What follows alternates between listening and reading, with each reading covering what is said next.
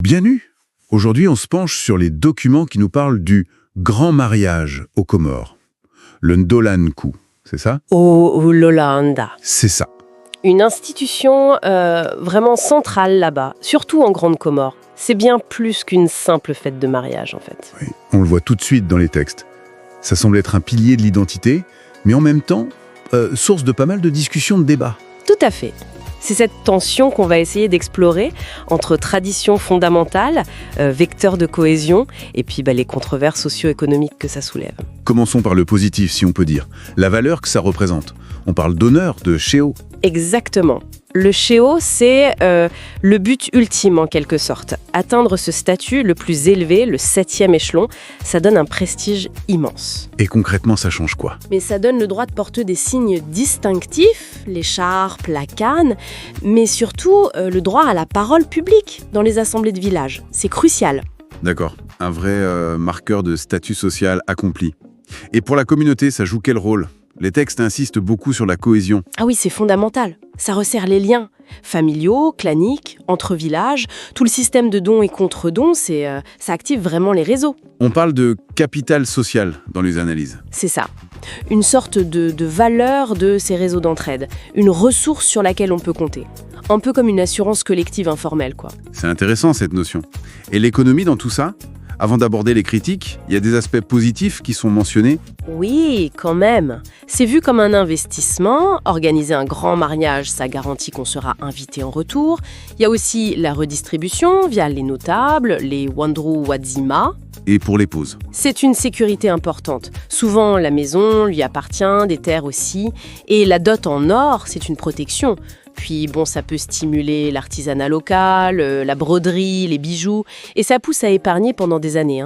Une vraie célébration culturelle, donc. Mais alors, vient l'ombre tableau, le coût. Les documents parlent de sommes folles. C'est là que ça coince sérieusement. Les mots sont forts, dispendieux, irrationnels. On lit des chiffres qui donnent le vertige. Parfois plus de 50 000 euros. 50 000 euros? Oui, ça mène à un endettement massif. Parfois, c'est vu comme la cause principale de l'insolvabilité des ménages. On parle même de microcrédits détournés pour ça. C'est énorme. Et du coup, cette critique sur le frein au développement, elle est partagée? C'est une critique majeure. L'idée, c'est que toute cette épargne, au lieu d'aller vers des investissements productifs, genre l'éducation, créer une entreprise, ça part en fête et en biens importés. Exactement, nourriture, tissus et surtout l'or pour la dot. Certains le qualifient de capital stérile. Et puis il y a le temps.